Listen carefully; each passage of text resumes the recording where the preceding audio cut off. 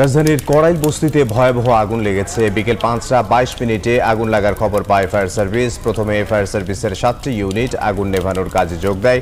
পর্যায়ক্রমে ইউনিট সংখ্যা বাড়িয়ে ১৬টি ইউনিট আগুন নেভানোর কাজে যোগ দেয়। গুলশান ও বনানী লাগোয়া প্রায় ৯০ একর জায়গার ওপর ১০,০০০ ঘর রয়েছে এই বস্তিতে।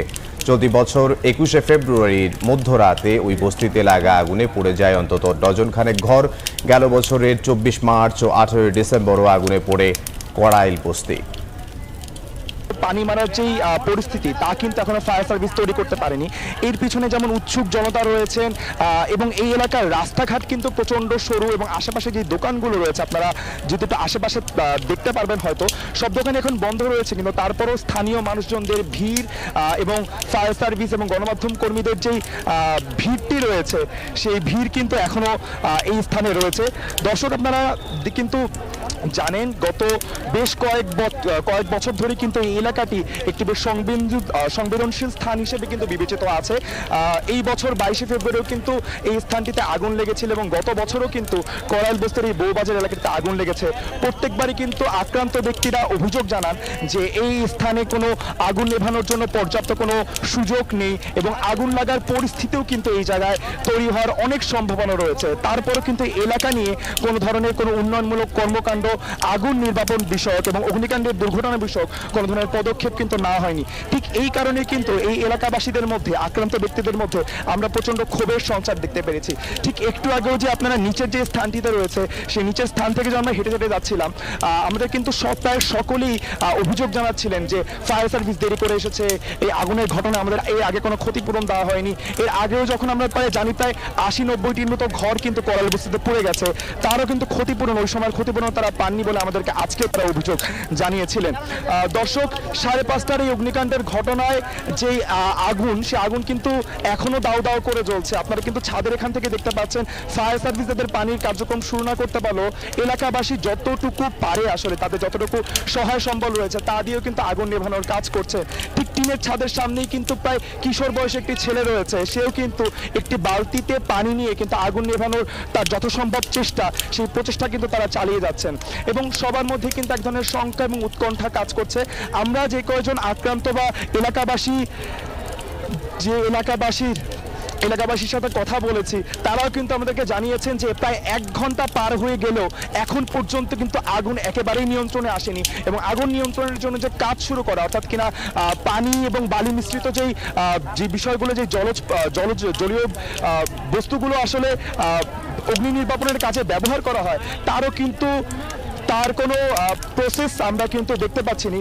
এবং যেহেতু এটি অত্যন্ত একটি ঘনবসতিপূর্ণ এলাকা ঢাকা শহরের মধ্যে, সুতরাং আগুন ছড়িয়ে পড়লে আশেপাশের অনেক এলাকায় অনেক স্থাপনাও কিন্তু ক্ষতিগ্রস্ত হওয়ার অনেক সম্ভাবনা কিন্তু থাকে।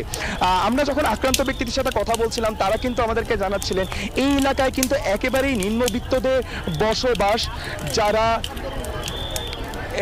এখানে অধিকাংশ মানুষ বসবাস করেন তাদের কিন্তু বেশিরভাগের মানুষজনদেরই বাসা কিন্তু আসলে টিন এবং কাঠ দিয়ে তৈরি এবং বেশিরভাগই আসলে যে অগ্নিকাণ্ডের ঘটনা থেকে নিরাপদ থাকার জন্য কোনো প্রস্তুতি কিন্তু এই জায়গায় এলাকাবাসীর বাসস্থানদের মধ্যে ছিল না।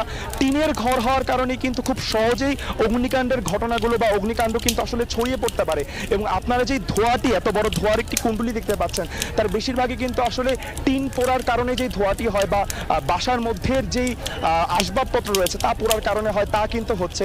এবং আমাকে দর্শকরা, আমাদেরকে এই এলাকাবাসীরা বলছিলেন যে এই বউবাজার এলাকাতে যে বস্তির যে অংশটিতে আগুন লেগেছে সেখানে কিন্তু বেশিরভাগই আসলে নিম্নবিত্ত মানুষজনদের বসবাস, যারা কিন্তু আসলে খুব বেশি একটি অগ্নি সম্পর্কে সচেতন না, তাদেরকেই বসবাস। এবং তারাও কিন্তু অভিযোগ জানাচ্ছিলেন যে এই এলাকায় যেহেতু এই আগুনটি লেগেছে, হয়তো অনেকেই সন্দেহ করতে পারেন যে কড়াইল বস্তিতে বারবার আগুন লাগার পিছনে হয়তো অন্য কোনো গোষ্ঠীর হাত রয়েছে, কিন্তু এখন পর্যন্ত তেমন কোনো তথ্য কিন্তু আমাদের হাতে আসেনি এবং ফায়ার সার্ভিসও কিন্তু অফিসিয়ালি কোনো তথ্য আমাদেরকে এখন পর্যন্ত জানাতে পারেনি যে কেন আসলে আগুনের সূত্রপাতটা হয়েছে।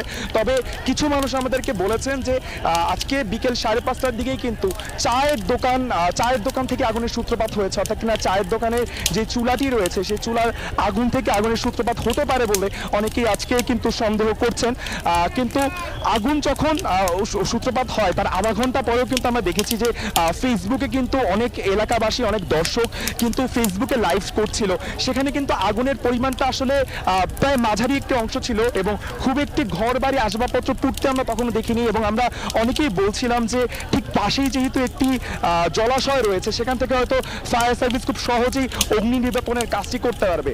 কিন্তু ঘটনাস্থলে পৌঁছানোর পর কিন্তু আমরা দেখতে পেয়েছি বেশ বড় সড়ো এক ধরনের গন্ডগোল কিন্তু এই জায়গায় হয়েছে এবং মানুষজনের মধ্যে যে ভিড়, যে শঙ্কা, যে উত্তেজনা আমরা মানুষজনের মধ্যে দেখতে পেরেছি, তা কিন্তু এই অগ্নি দুর্ঘটনার উদ্ধার কাজ শুরু করতে এবং সেটি সম্পূর্ণভাবে কার্যক্রম চালাতে কিন্তু ফায়ার সার্ভিসকে বেগ পেতে হবে বলে আপাতত আমাদের ধারণা করা যাচ্ছে।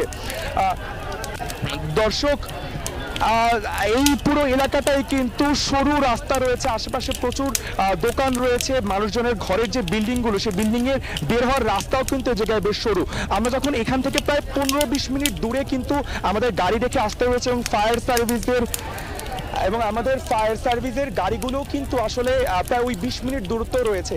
এবং যে সরু রাস্তাটা রয়েছে এই পুরো অগ্নিকাণ্ডের ঘটনা থেকে, সেখান থেকে কিন্তু ফায়ার সার্ভিসের গাড়ি এই পর্যন্ত আসার কিন্তু কোনোরূপ পরিস্থিতি নেই।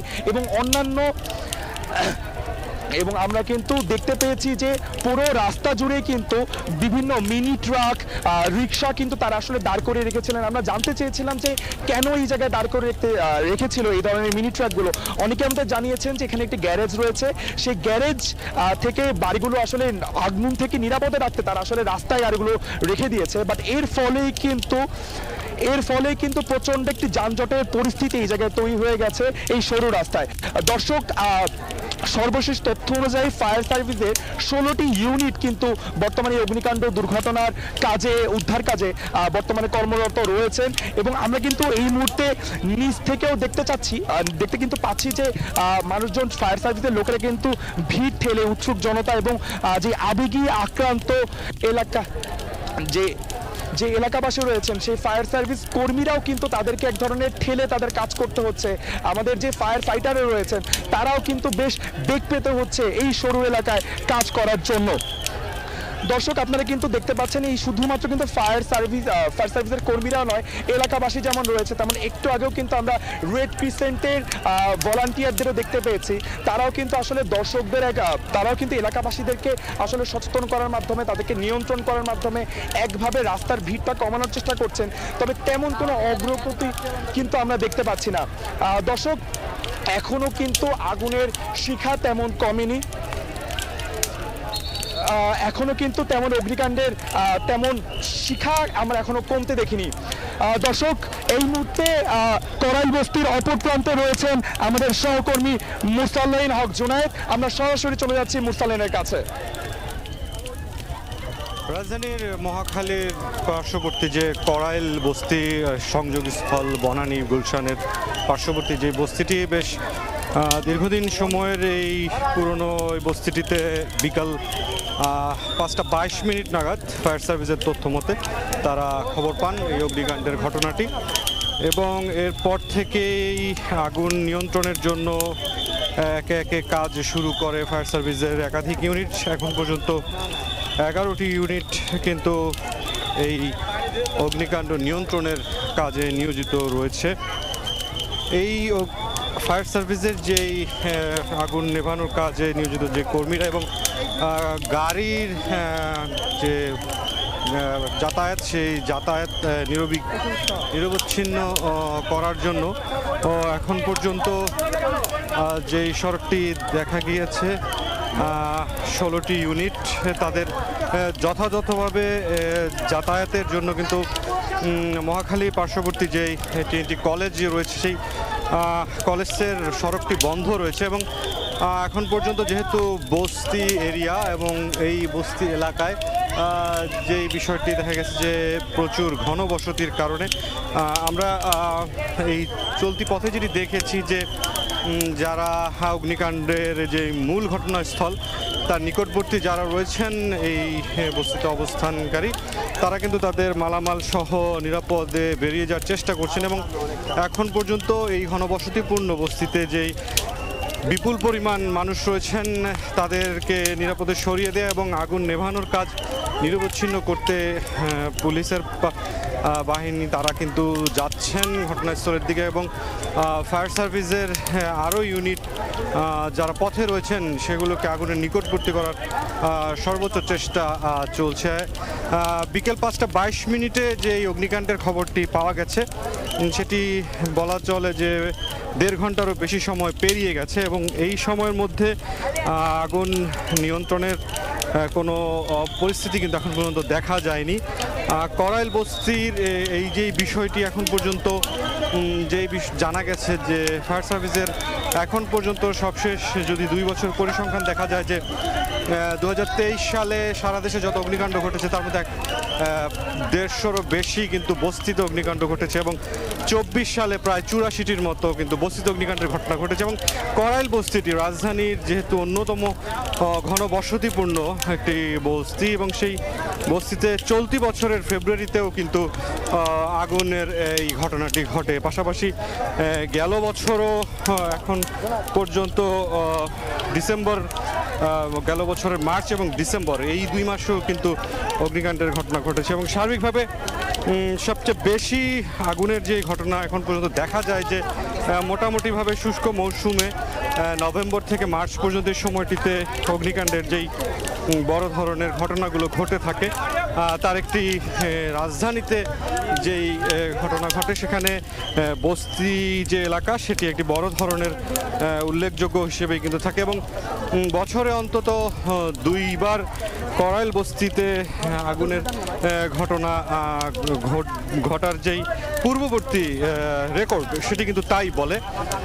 সব কিছু মিলে এবছরের 21 ফেব্রুয়ারি মধ্যরাতের পর আজ আবারও এই অগ্নিকাণ্ডের যে ঘটনাটি ঘটে গেল বিকেল 5টা নাগাদ।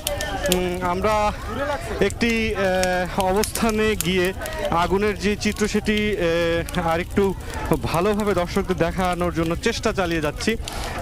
বস্তি এলাকায় এখন পর্যন্ত 16টি ফায়ার সার্ভিসের ইউনিট এই আগুন নেভানোর কাজ চালিয়ে যাচ্ছে এবং যেহেতু ঘনবসতিপূর্ণ এলাকা এই এলাকা থেকে জনগণকে সরিয়ে দেওয়ার জন্য কিন্তু চেষ্টা করছে পুলিশ সহ যারা রয়েছেন বস্তিবাসী তাদের পক্ষ থেকেও এবং সব কিছু মিলে যেটি দেখা যাচ্ছে যে বস্তি এলাকায় খুব দ্রুত আগুন ছড়িয়ে যায় কেননা শুষ্ক মৌসুম চলছে এবং এর প্রেক্ষিতে যেটি দেখা গিয়েছে যে আগুন ছড়িয়ে গিয়ে বেশ বিস্তীর্ণ এলাকা জুড়ে যায় এবং আমরা কিছুটা নিকটবর্তী অবস্থানে এসেছি। ক্যামেরার চোখে আপনারা আগুনের কিছু ছবি দেখতে পাচ্ছেন।